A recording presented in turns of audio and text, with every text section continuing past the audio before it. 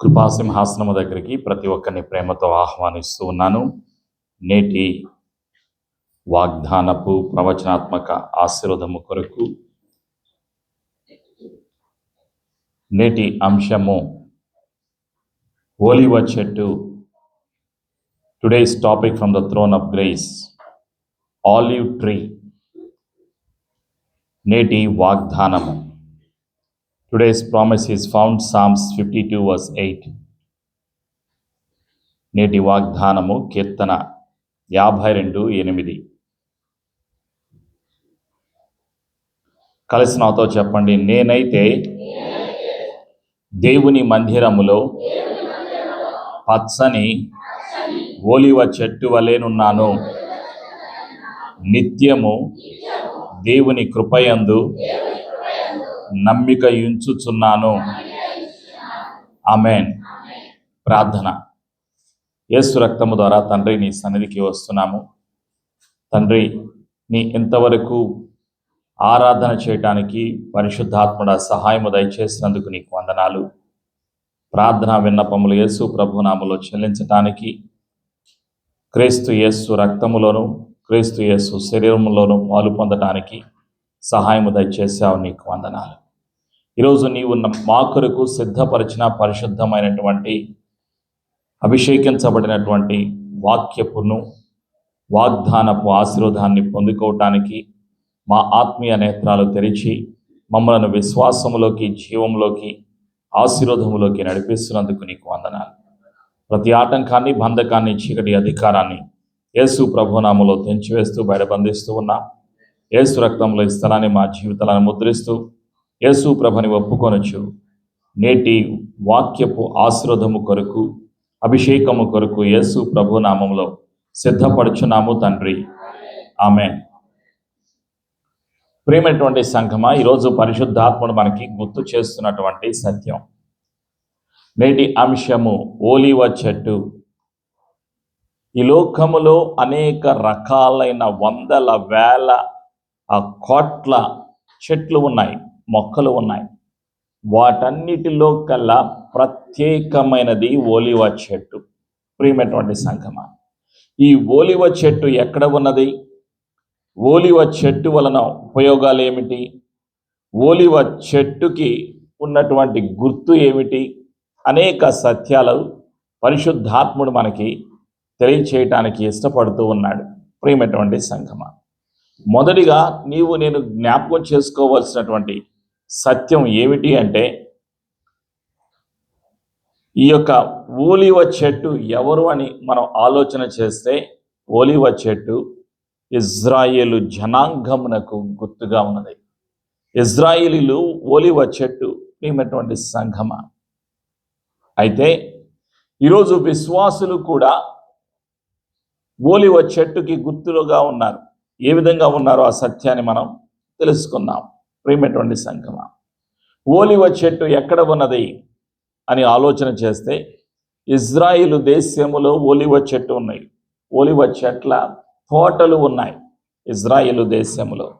ప్రియమైనటువంటి సంఘమా, అయితే ఇక్కడ మనం చూసేటువంటి సత్యం ఏమిటి అంటే, ప్రియమైనటువంటి సంఘమా, ఈ యొక్క ఒలీవ చెట్టు ప్రత్యక్ష గుడారములో దీపస్తంభము ప్రక్కన, కుడి ప్రక్కన ఒకటి, ఎడమ ప్రక్కన ఒకటి కూడా ఉన్నది. ప్రియమైనటువంటి సంఘమా, మరలా ఎక్కడ ఉన్నది అని మనం ఆలోచన చేస్తే,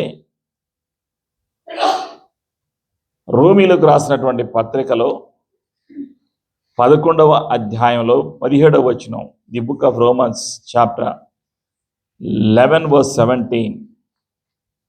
రోమీలకు రాసినటువంటి పత్రిక 11:17లో మనం చూస్తాం. Romans chapter 11 verse 17.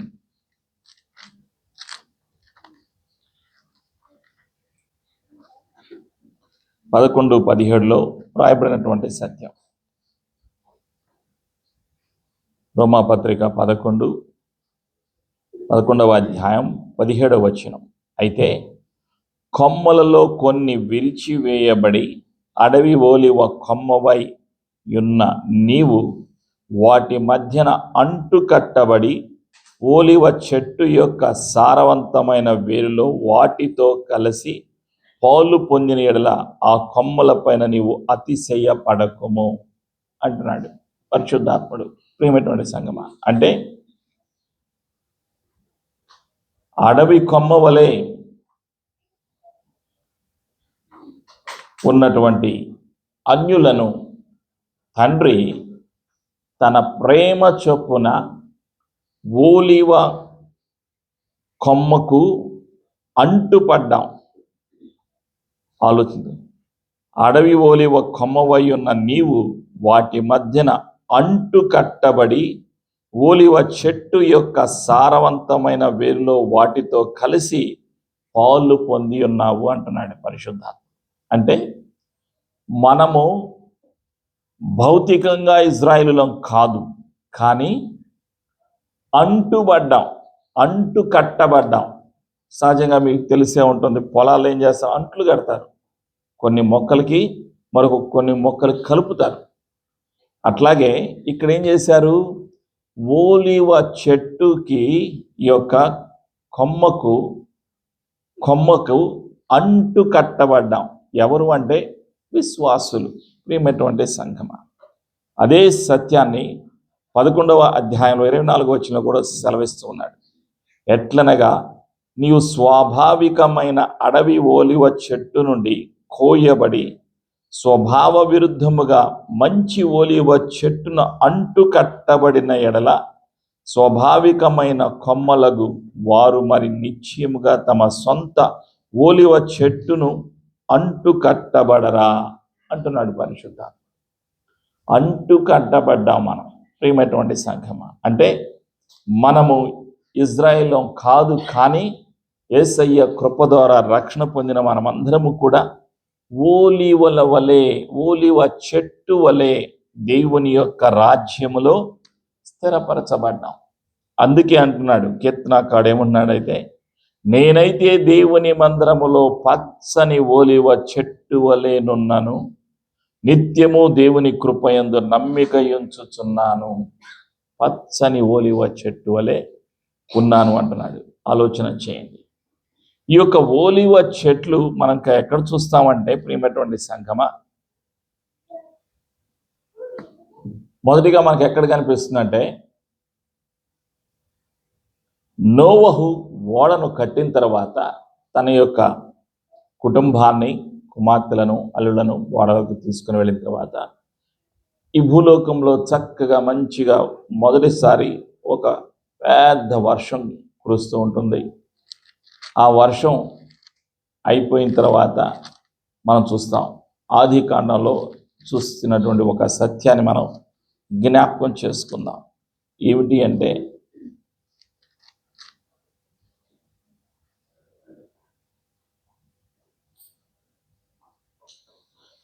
భూలోకంలో 40 రాత్రులు 40 పగళ్ళు విపరీతమైనటువంటి వర్షం కురిచింది. ఆది కాండము 7వ అధ్యాయంలో 4వ వచనంలో, ఎందుకనగా ఇంకను 7 దినములకు నేను 40 పగళ్లను 40 రాత్రులను భూమి మీద వర్షము కురిపించి నేను చేసిన సమస్త జీవరాశులను భూమి మీద ఉండకుండా తుడిచివేదునని నోవహుతో చెప్పాను. ఆ విధంగా వర్షం కురిసింది. ఆ యొక్క 40 రాత్రులు 40 పగళ్ళు భూమి మీద వర్షం కురిసిన తరువాత ఆ యొక్క వర్షం ఆగిపోయింది. అయితే ఇంకా భూమి మీద ఏముంది, నీరు ఉన్నది. ప్రియమైనటువంటి సంఘమా, ఆ నీరు ఎన్ని రోజులు ఉన్నది అంటే, దాదాపుగా మనం చూస్తాం 150 రోజుల వరకు. ఆది కాండం 8వ అధ్యాయంలో 3వ వచనం, జెనసిస్ చాప్టర్ 8 వర్స్ 3, అప్పుడు నీళ్లు భూమి మీద నుండి క్రమక్రమముగా తీసిపోవచ్చుండెను.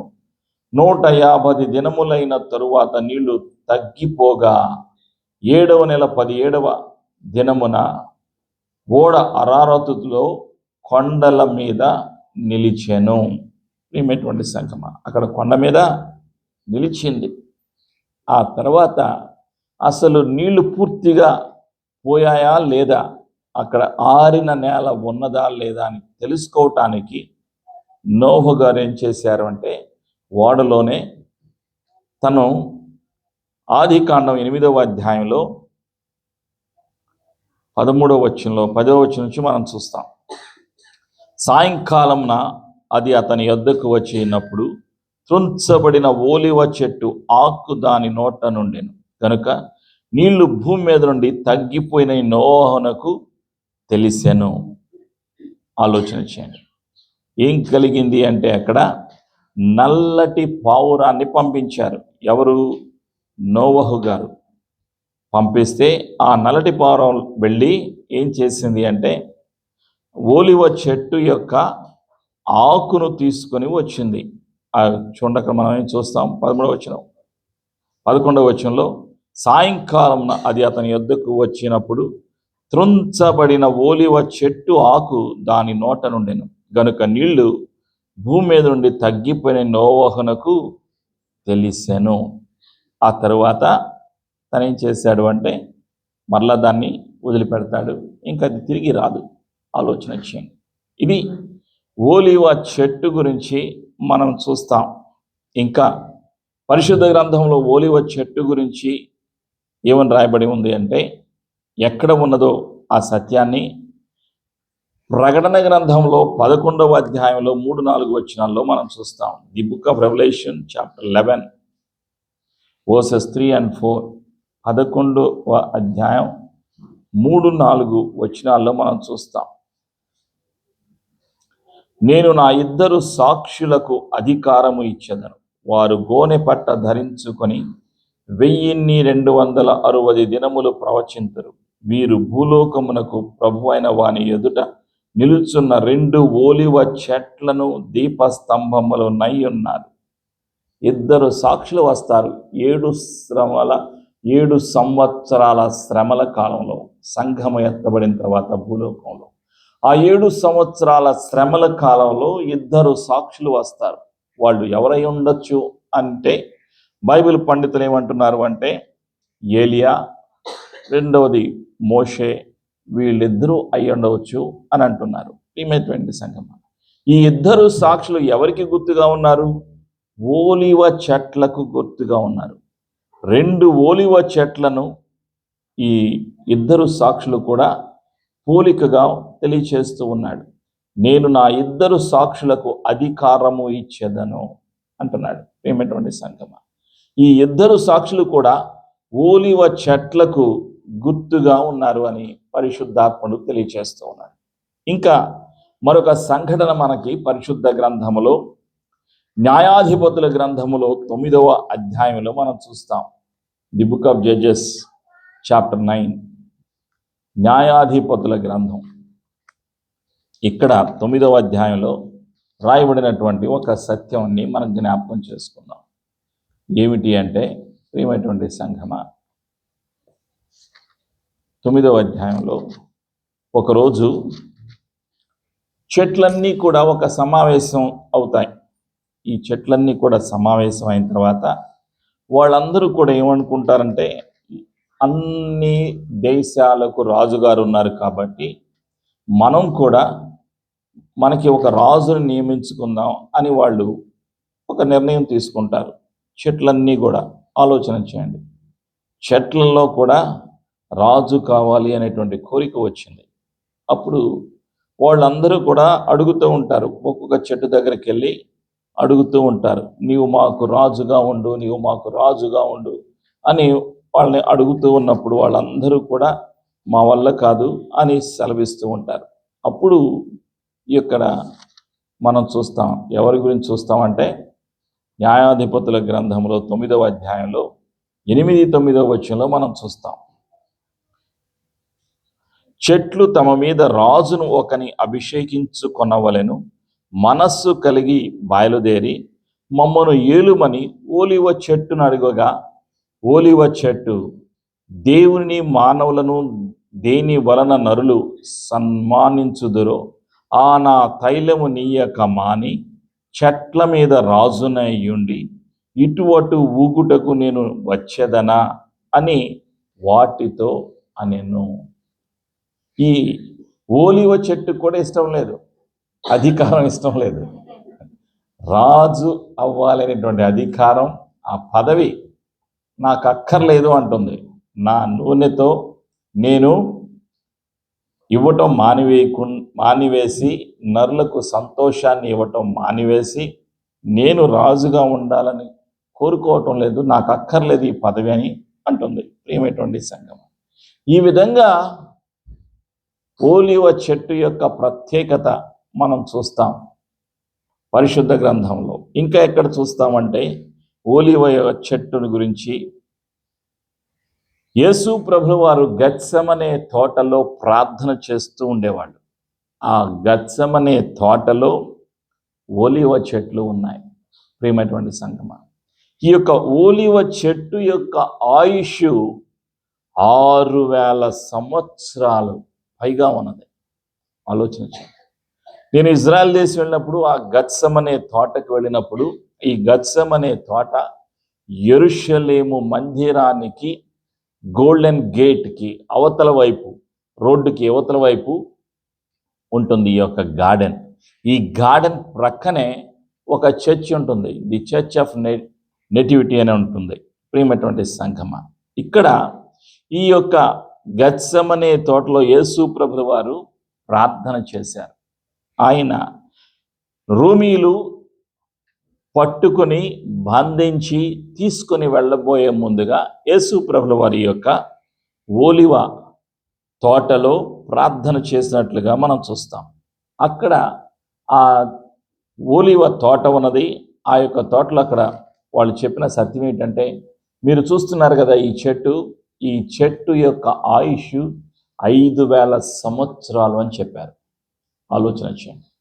ఇన్ని సంవత్సరాల నుంచి ఆ చెట్టు అక్కడ ఉన్నది. ఇప్పటికీ అక్కడ ఆ చెట్టు ఉంది. అక్కడ 5000 సంవత్సరాల నుంచి ఉన్న చెట్లు, 3000 సంవత్సరాల నుంచి ఉన్నటువంటి ఓలివ చెట్లు ఇప్పటికీ కూడా అక్కడ ఉన్నాయి. ప్రియమైనటువంటి సంఘమా, మత్తయి సువార్త 26వ అధ్యాయంలో యేసు ప్రభువు వారు అక్కడ ప్రార్థన చేసినట్లుగా మనం చూస్తాం. Matthew chapter 26 verses 36 onwards. అక్కడ యేసు ప్రభువు వారు మాథ్యూ 26 verse 36 onwards, మత్తయి 26:36 వచనం నుంచి, అంతటా యేసు వారితో కూడా గెత్సెమనే అనబడిన చోటికి వచ్చి, నేను ఇక్కడికి వెళ్ళి ప్రార్థన చేసి వచ్చు వరకు మీరు ఇక్కడ కూర్చుండని శిష్యులతో చెప్పి, పేతురును జెబెదయి 2 కుమారులను వెంటబెట్టుకొని పోయి దుఃఖపడుటకును చింతాక్రాంతుడగుటకును మొదలు పెట్టెను. అప్పుడు యేసు, మరణమగునంతగా నా ప్రాణము బహు దుఃఖములో మునిగి ఉన్నది, మీరు ఇక్కడ నిలిచి నాతో కూడా మెలకుగా నుండుడని వారితో చెప్పి, కొంత దూరం వెళ్ళి సాగిలపడి, నా తండ్రి, సాధ్యమైతే ఈ గిన్నె నా యొద్ద నుండి తొలగిపోనిమ్ము, ఆయనను నా ఇష్ట ప్రకారము కాదు నీ చిత్త ప్రకారము. మధ్యాహ్నము మొదలుకొని 3 గంటల వరకు ప్రకారమే కానిమని ప్రార్థించాను. ఆయన మరలా శిష్యుల యొద్దకు వచ్చి వారు నిద్రించుట చూచి, ఒక గడి అయినను నాతో కూడా మేల్కొని ఉండరా, మీరు శోధనలో ప్రవేశించకుండునట్లు మెలకుగా ఉండి ప్రార్థన చేయుడి, ఆత్మసిద్ధమే గాని శరీరము బలహీనమని పేతురుతో చెప్పి, మళ్ళా 2వ మారు వెళ్ళి, నా తండ్రి, నేను దీన్ని తాగితేనే కానీ ఇది నా యొద్ద నుండి తొలగిపోట సాధ్యము కాని ఎడల నీ చిత్తమే సిద్ధించుగా కని ప్రార్థించి తిరిగి వచ్చి వారు మరలా నిద్రించుట చూచాను. ఎలైనగా వారి కన్నులు భారముగా ఉండెను. ఆయన మరలా విడిచి వెళ్ళి ఆ మాటలే చెప్పుచూ 3వ మారు ప్రార్థన చేశాను. అప్పుడు ఆయన తన శిష్యుల వద్దకు వచ్చి, ఇక నిద్రపోయి అలసట తీర్చుకుని, ఇదిగో ఆ గడియ వచ్చి ఉన్నది, మనుష్య కుమారుడు పాపుల చేతికి అప్పగింపబడి ఉన్నాడు, లెండి వెళుదమని, ఇదిగో నన్ను అప్పగించువాడు సమీపించుచున్నాడని వారితో చెప్పాను. ఆలోచన చేయండి. ఇది గెత్సెమనే తోటలో జరిగినటువంటి సంఘటన. ప్రియమైనటువంటి సంఘమా, అక్కడ ప్రభు అయినటువంటి యేసుక్రీస్తు వారు ప్రార్థన చేశారు. తర్వాత రోమా సైన్యం వచ్చి యేసు ప్రభుల వారిని పట్టుకుని బంధించి తీసుకొని వెళ్ళటం జరిగింది. అయితే ఈ యొక్క ఓలివ చెట్టు వలన కలిగేటువంటి ప్రయోజనాలు చాలా ఉన్నాయి. ఈ యొక్క ఓలివ చెట్టు చక్కని ఫలము గల పచ్చని చెట్టు.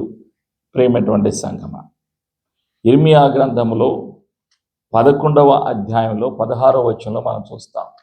The book of Jeremiah chapter 11 verse 16. ఇర్మియా 11:16.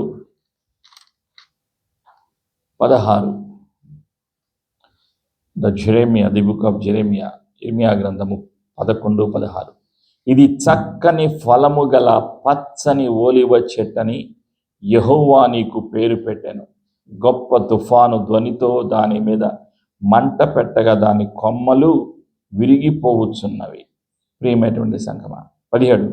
ఇజ్రాయేలు వంశస్థులను యూదా వంశస్థులను బయలునకు దుపార్పణను చేసి నాకు కోపం పుట్టించడం చేత తామే చేసిన చెడుతనమును బట్టి మిమ్మల్ని వాటినన్నిటినీ నాటిన సైన్యములకు అధిపతి యెహోవా మీకు కీడు చేయ నిర్ణయించుకొని ఉన్నాడు అని ఇర్మియా ప్రవక్త ద్వారా దేవుడు సెలవిచ్చినటువంటి సత్యం. ఈ ఓలివ చెట్లు ఎలా ఉన్నాయి? చక్కని ఫలము గల పచ్చని ఓలివ చెట్టు అని యెహోవా నీకు పేరు పెట్టాను. ప్రియమైనటువంటి సంగమా, దీనికి ఆకులు, కొమ్మలు, పండ్లు మందుల కొరకు, ఔషధాల కొరకు వాడుతూ ఉంటారు. ఔషధాలు, మందులు తయారు చేయటానికి వాటి యొక్క ఆకుల్ని, పళ్ళను వాడుతూ ఉంటారు. ఈ యొక్క పండ్లు కొన్ని ఎలా ఉంటాయంటే, ఓలివ పండ్లు కొన్ని ఎలా ఉంటాయి మీకు అందరూ చూసే ఉంటారు, అయినా మీకు చూపిద్దామని తీసుకొచ్చాను. కొన్నేమో నల్లటి ఓలివలు, కొన్నేమో పచ్చవి. ఇవి రెండు కూడా ఆరోగ్యానికి చాలా మంచిదే. ఎంత మంచిది అంటే కొలెస్ట్రాల్ లేకుండా చేస్తుంది, బీపీ షుగర్ని తగ్గిస్తుంది, హార్ట్కి మంచిది. కాబట్టి ప్రతిరోజు కనీసం 1-2 తినండి. ఏంటి? ఓలివలు అవి నల్ల తిన్నా పర్వాలేదు, ఈ యొక్క పచ్చ తిన్నా పర్వాలేదు, ఎందుకంటే ఇవి ఆరోగ్యానికి చాలా మంచిది. ప్రియమైనటువంటి సంఘం, ఇది భౌతికంగా. అయితే ఈ యొక్క ఓలివ యొక్క నూనెను ఎలా చేస్తారు అంటే, ఈ యొక్క ఓలివ పళ్ళను తీసి, లోపల ఉన్న విత్తనాలు తీసి, వాటిని చక్కగా దంచి, ఈ యొక్క విత్తనాలతోటి, ఈ యొక్క బయట ఉన్నటువంటి కండతోటి రసం తీస్తారు. అదే ఓలివ్ ఆయిల్. మీకు తెలియదేమీ కాదు. ఈ యొక్క ఓలివ్ ఆయిల్ మీరు గల్ఫ్లో ఉంటున్నారు, ఓలివలు మీరు చూశారు, ఇక్కడ అమ్ముతున్నారు, ఓలివ్ ఆయిల్ కూడా అమ్ముతున్నారు. ఓలివ్ ఆయిల్ ఎంత మంచిది అంటే, అది చర్మానికి రాసుకుంటే చర్మం సౌందర్యంగా ఉంటుంది, ముఖానికి రాసుకున్నా అది చాలా నునుపుగా ఉంటుందంట. ప్రియమైనటువంటి సంగమా, దీన్ని ఇక్కడ మనం ఎక్కువ ఏం చేస్తారంటే, అరబ్బులు ఇక మీరు మిక్స్డ్ గ్రిల్ తీసుకున్నప్పుడు ఈ యొక్క ఓలివ్ యొక్క నూనెను ఆ గ్రిల్ పైన వేస్తారు. ఈ నూనె తినటానికి మంచిది, వంటలు చేసుకోవడానికి కూడా మంచిది, వంటల్లో కూడా వినియోగిస్తూ ఉంటారు. ప్రియమైనటువంటి సంగమా, అయితే పాత నిబంధన గ్రంథములో ఈ యొక్క ఓలివ నూనెను అభిషేకానికి వాడారు. ప్రవక్త అయినటువంటి సమూయేలు గారు కొమ్ములో ఈ యొక్క నూనెను తీసుకుని సౌలుని అభిషేకించడం, దావీదును అభిషేకించడం, అభిషేకము కొరకు ఈ యొక్క నూనెను వాడడం జరిగింది. ప్రియమైనటువంటి సంగమా, అయితే అదే సత్యాన్ని ఈరోజు పరిశుద్ధాత్ముడు మనకి గుర్తు చేస్తూ ఉన్నాడు. ఈరోజు మనకి పరిశుద్ధాత్ముడు తెలియచేసేటువంటి సత్యం ఏమిటి అంటే, నీవు నేను కూడా ఓలివ చెట్టుమై ఉన్నాం, అంటు కట్టబడినటువంటి చెట్టుమై ఉన్నాం. మనం విశ్వాసము ద్వారా మనం అందరం కూడా యూదులం, ఇజ్రాయేలు జనాంగపు వాగ్దానపు ఆశీర్వాదాలను పొందుకోవటానికి పిలువబడ్డాం మనమంతా కూడా. కాబట్టి ఈరోజు మనకి అవసరం ఏమై ఉన్నది అంటే, మనకి నూనె కావాలి, ఓలివ నూనె కావాలి, అంటే అభిషేకము కావాలి. ఈ యొక్క నూనె అభిషేకానికి గుర్తు.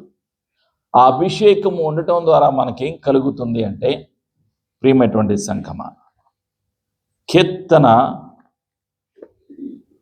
32:8 ఉన్నటువంటి సత్యాన్ని మనం జ్ఞాపకం చేసుకుందాం. కీర్తన 32:8, Psalms 32:8. నీకు ఉపదేశము చేసేదను. కలిసి నాతో చెప్పండి. నీకు ఉపదేశము చేసేదను, నీవు నడవవలసిన మార్గమును నీకు బోధించెను.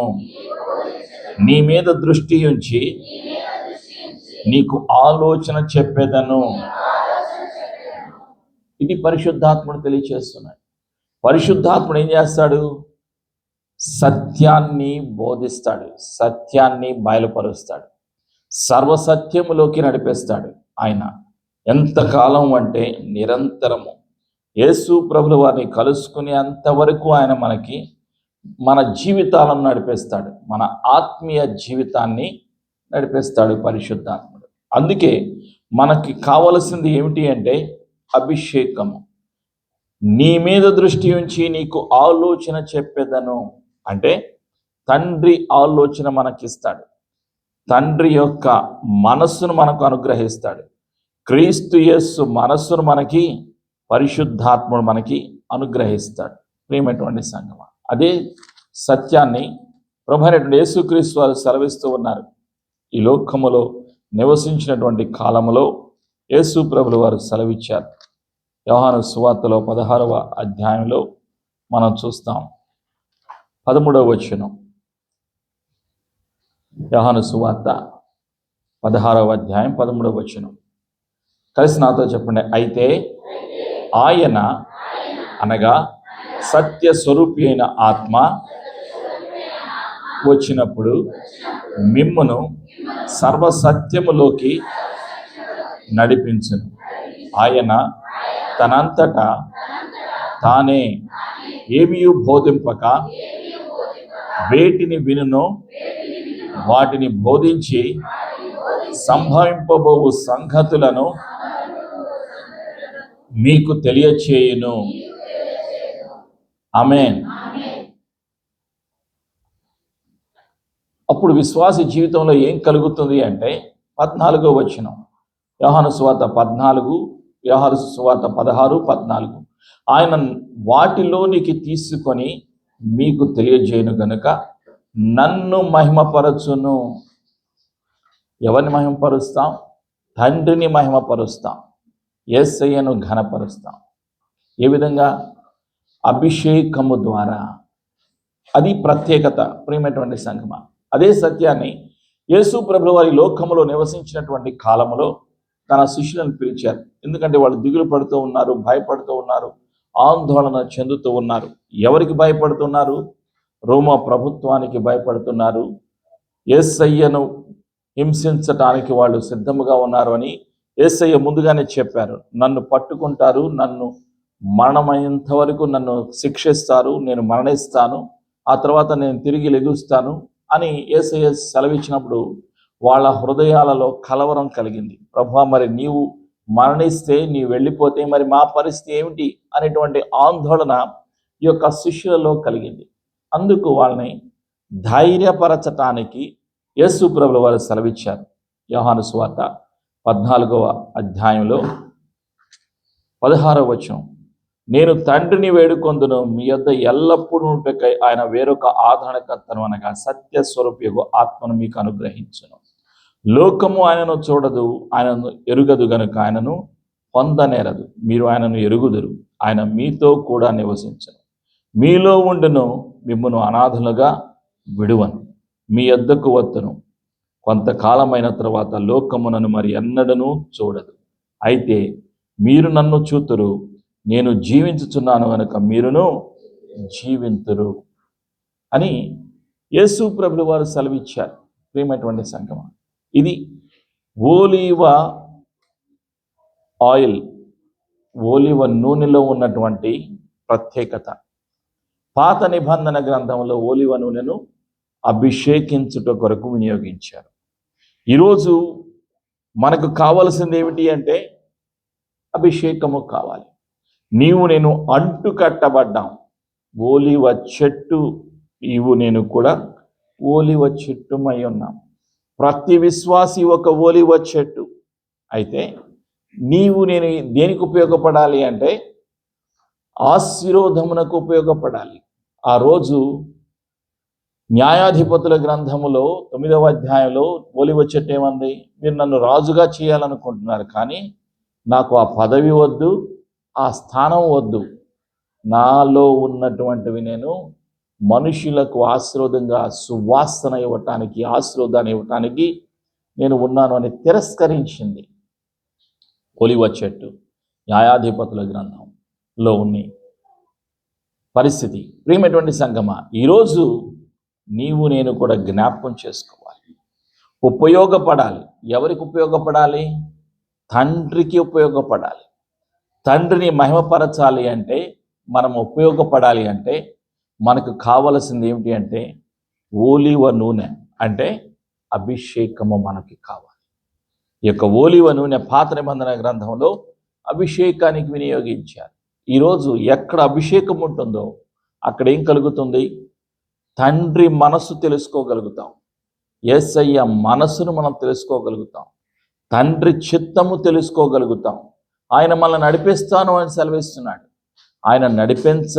ఆయన చేత మనము నడిపించబడాలి అంటే మనము సిద్ధముగా ఉండాలి. ఎవరిని ఆయన నడిపిస్తాడు ఆలోచన చేయండి. ఇప్పుడు మనం చూస్తున్నాం పరిస్థితి అంతా ఎలా ఉంది? యుద్ధాలు ఎక్కడ చూసినా యుద్ధాలు. మనకి మెసేజ్ వచ్చిందంటే, అలర్ట్ వచ్చిందంటే, ఒక బాంబు శబ్దం వినిపించిందంటే కొంతమంది అయితే కట్టలు మూసేస్తున్నారు, కొంతమంది బయటికి వెళ్ళిపోయి పైన ఆకాశం వైపు చూస్తున్నారు. ఇది గల్ఫ్ దేశంలో పరిస్థితి, దుబాయ్లో, అబుదాబిలో ఉన్నటువంటి పరిస్థితి. ఈ లోకములో ఇలాంటి పరిస్థితి రావడానికి గల కారకుడు ఎవరు? తండ్రి అనుమతించాడు. ఎవరికి? అపవాదికి అనుమతించాడు. మరణము, నాశనము అపవాది దగ్గర నుంచి వస్తుంది. కాబట్టి యేసయ్య సెలవిచ్చారు. ఎవరితోటి? శిష్యులతో సెలవిచ్చారు. మీ హృదయములను కలవరపడనీయకండి, మిమ్మును అనాథలుగా నేను విడువను అని యేసయ్య సెలవిస్తున్నారు. బయట భూకంపాలు జరుగుతున్నా, వరదలు వస్తున్నా, బయట బాంబుల చేత మనుషులు చనిపోతూ ఉన్నా, అనేక బీభత్సం ఈ లోకములో జరుగుతున్నా, వాటి మధ్యలో నుండి నిన్ను నన్ను కాపాడటానికి యేసయ్య ఉన్నారు. ఆలోచన చేయండి. శిష్యులతో ఉన్నారు యేసయ్య, అందుకే వాళ్ళని బయలుపరిచారు. వాళ్ళలో ఉన్న కలవరాన్ని తొలగించారు, బాధను తొలగించారు. వాళ్ళని ఆదరించటానికి, బలపరచటానికి సత్య స్వరూపియగు పరిశుద్ధాత్మను వారికి ఆదరణకర్తగా అనుగ్రహించారు. తండ్రిని వేడుకొన్నారు, పరిశుద్ధాత్ముడు వచ్చారు. ఆయన ఏం చేశారు? ఆయన ఎల్లప్పుడూ కూడా వారిలో, మీలో, నాలో ఉండటానికి ఇష్టపడుతూ ఉన్నాడు. యోహాను సువార్త 14:26 వచనంలో, జాన్ ది గాస్పెల్ చాప్టర్ 14:26, ఆదరణకర్త అనగా తండ్రి నామమున పంపబో పరిశుద్ధాత్మ సమస్తమును మీకు బోధించి నేను మీతో చెప్పిన సంగతులన్నిటినీ మీకు జ్ఞాపకము చేయను. శాంతి మీకు అనుగ్రహించి వెళుచున్నాను, నా శాంతినే మీకు అనుగ్రహించున్నాను. లోకం ఇచ్చినట్టుగా నేను మీకు అనుగ్రహించటం లేదు. మీ హృదయమును కలవరపడనీయకుడి, వెరవనీయకుడి. మీరు నేను ఎలా ఉండాలి? కలవరపడకూడదు, కంగారు పడకూడదు, అధైర్యపడకూడదు, భయపడకూడదు.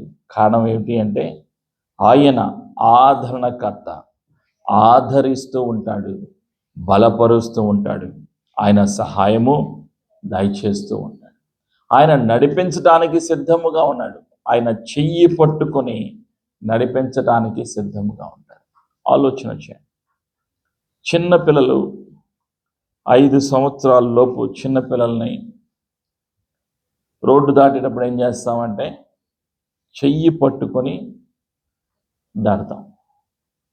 కారణం ఏంటి అంటే వాళ్ళు చేతులు పెట్టారనుకోండి, వాళ్ళు వెళ్ళిపోతారు అటు ఇటు. అందుకని చెయ్యి పట్టుకొని రోడ్డు దాటేస్తూ ఉంటాం. అంతకన్నా ఈ లోకములో ఉన్నటువంటి తల్లి తండ్రి తమ సొంత పిల్లలను ఎంత జాగ్రత్తగా చెయ్యి పట్టుకుని నడిపిస్తారో, రోడ్డు దాటిస్తారో, అంతకన్నా కొన్ని వందల వేల రెట్లు తండ్రి యొక్క దృష్టిలో మనం ఉన్నాం కాబట్టి ఆయన తన ప్రియ కుమారుడైన యేసయ్యను ఈ లోకానికి పంపారు. యేసయ్య ఏం చేస్తారు?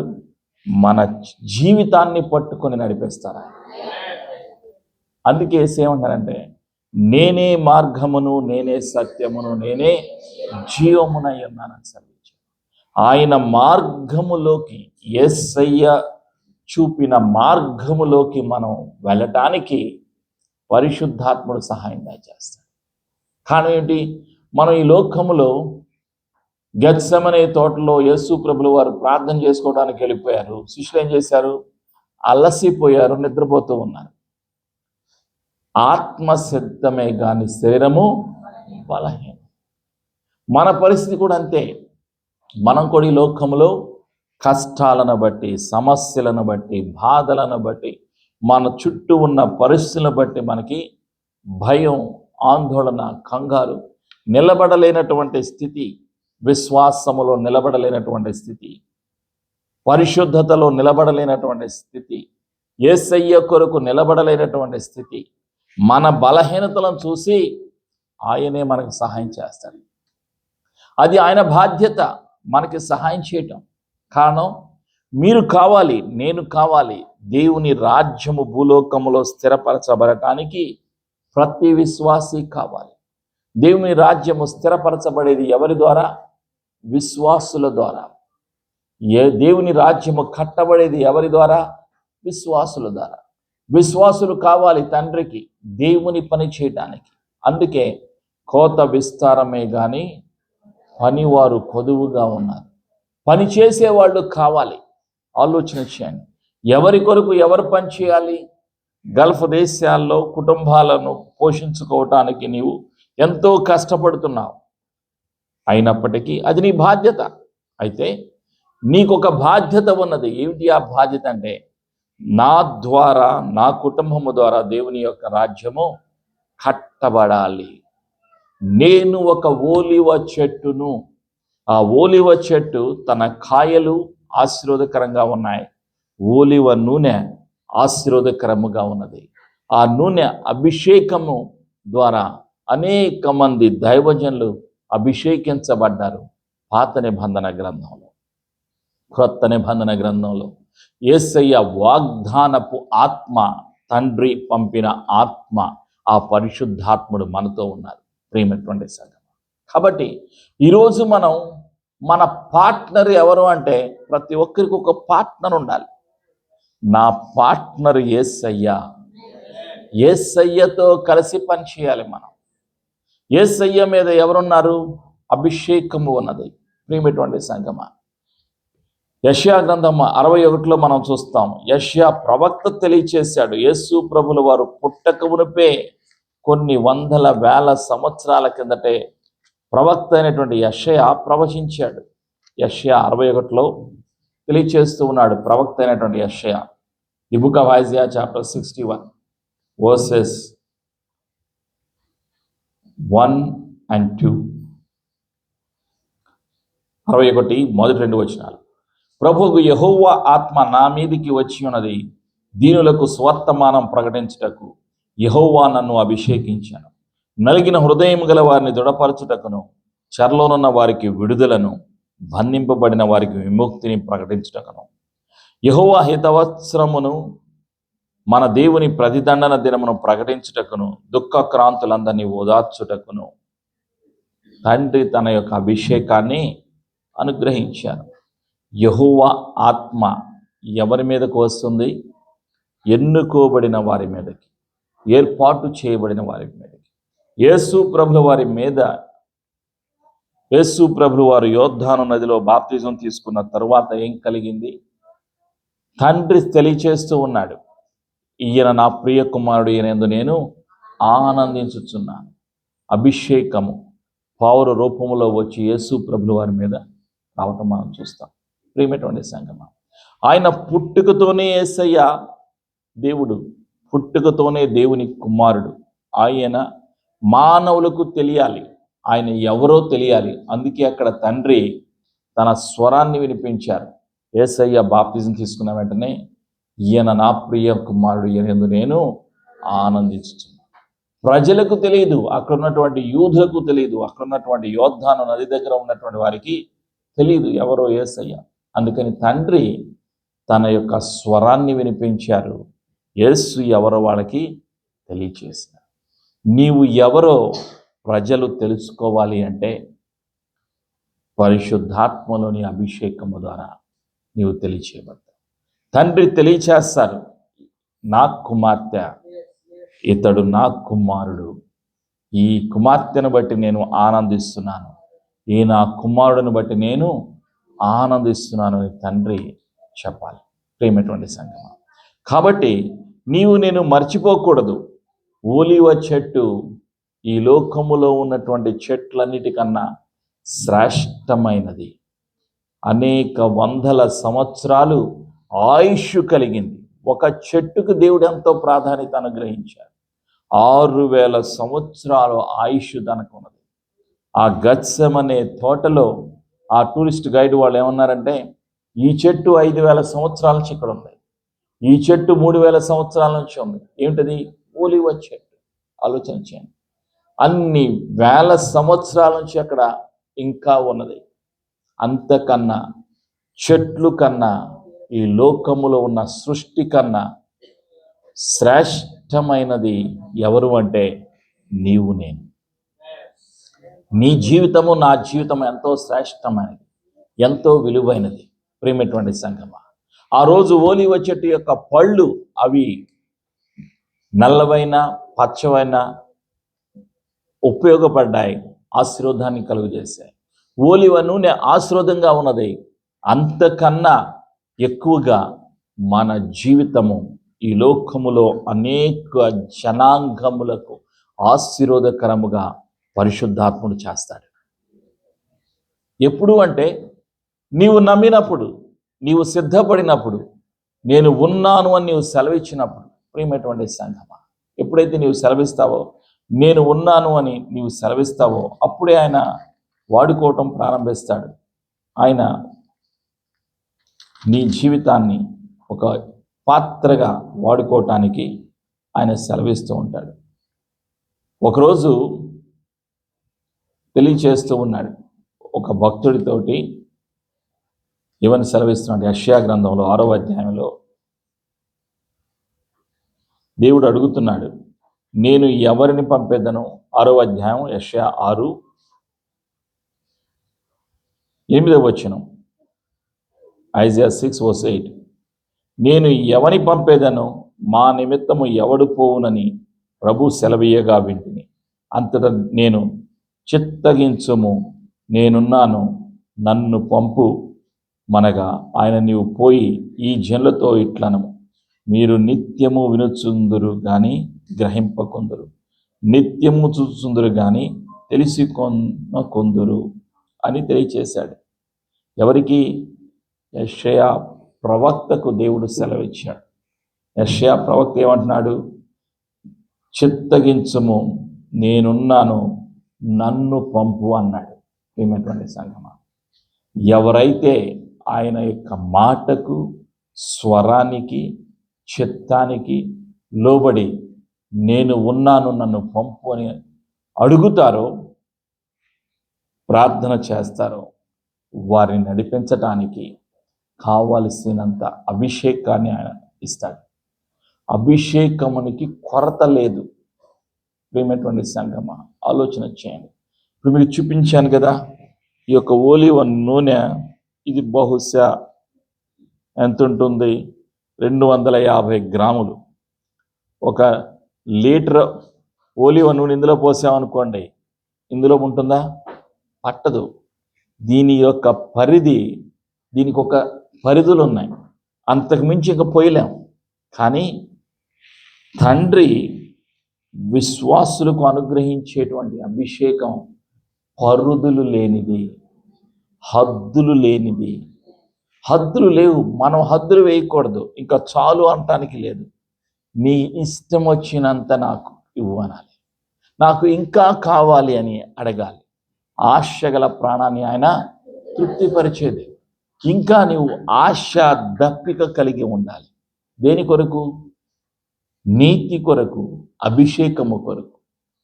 ఎప్పుడైతే మనం దప్పిక కలిగి ఉంటామో అప్పుడు ఆయన విస్తారంగా తన అభిషేకాన్ని అనుగ్రహిస్తాడు, విస్తారమైన ఆశీర్వాదాలను మనకి అనుగ్రహిస్తాడు. అందుకు నీవు నేనేం చేయాలి? మొదటిగా విశ్వసించాలి, రెండవదిగా అడగాలి. నేను సిద్ధముగా ఉన్నాను, నేను వెళ్ళటానికి, నీ రాజ్యములో ఒక పనివానిగా నేను నా కుటుంబం వాడబడటానికి నన్ను పంపు, నా కుటుంబాన్ని పంపు అనే ఆలోచనతో నీవు నేను సిద్ధపడదాం. యేసయ్య కృప మనందరికీ సదా తోడేండును గాక. ఆమేన్. ప్రార్థన చేసుకుందాం. పరిశుద్ధాత్మదేవా, నీకు వందనాలయ్యా. ఓలివ చెట్టులోని ప్రత్యేకతలను మాకు ఈరోజు తెలియచేసినందుకు నీకు వందనాలయ్యా. ఆ రోజు ఓలివ చెట్టుకు ప్రాధాన్యత ఈ లోకములో, ఇజ్రాయేలు దేశములో నీవు అనుగ్రహించావు. దాని యొక్క పళ్ళు ఆశీర్వాదకరముగా, ఆరోగ్యానికి ఆశీర్వాదకరంగా నీవు ఉంచావు. ఆ ఓలివ యొక్క నూనె అభిషేకించడానికి ఆ రోజు నీవు నీ యొక్క సేవకులను పంపి, ప్రవక్తలను పంపి, రాజులను అభిషేకించావు. ఈరోజు మమ్ములను కూడా నీవు పిలుస్తున్నందుకు నీకు వందనాలు. నీ రాజ్యము కట్టబడటానికి మేము కూడా కట్టబడిన, అంటు కట్టబడినటువంటి ఓలివ చెట్టుమై ఉన్నామని నీవు సెలవిచ్చావయ్యా. ప్రతి విశ్వాసి కూడా అంటు కట్టబడినటువంటి ఒక ఓలివ చెట్టు అని నీవు సెలవిచ్చావు. మేము కూడా ఓలివ చెట్టు వలె ఈ భూలోకములో నివసించటానికి, ఆ తర్వాత శాశ్వతముగా నీతో నివసించడానికి సహాయము దయచేస్తున్నందుకు నీకు వందనాలు. ఆ రోజు యేసయ్య నీవు సెలవిచ్చావు, నేను జీవిస్తున్నాను కాబట్టి మీరు కూడా జీవించేదరు అని నీవు సెలవిచ్చావు. యేసు ప్రభా, నీవు జీవిస్తున్నాము కాబట్టి మేము కూడా జీవిస్తాం. నీవు జీవాధిపతివి. నీవు మా చెయ్యి పట్టుకొని, మా జీవితాన్ని పట్టుకొని నడిపించటానికి నీవు సిద్ధముగా ఉన్నందుకు వందనాలు. పరిశుద్ధాత్ముడా, వెలకట్టలేని శక్తి, అభిషేకము, వరాలు నీలో ఉన్నవి అని మేము నమ్ముచున్నాము. నీ అభిషేకము కావాలి. కొరత లేనంతగా, పరుదు లేనంతగా నీ అభిషేకము కావాలి. నీ అభిషేకము ఉంటేనే మేము తండ్రి చిత్తాన్ని తెలుసుకోగలుగుతాం, తండ్రి మార్గములో మేము నడవగలుగుతాం, తండ్రికి ఇష్టమైన బిడ్డగా మేము జీవించగలుగుతాం, యేసయ్య చూపిన మార్గములో మేము వెళ్ళగలుగుతాం.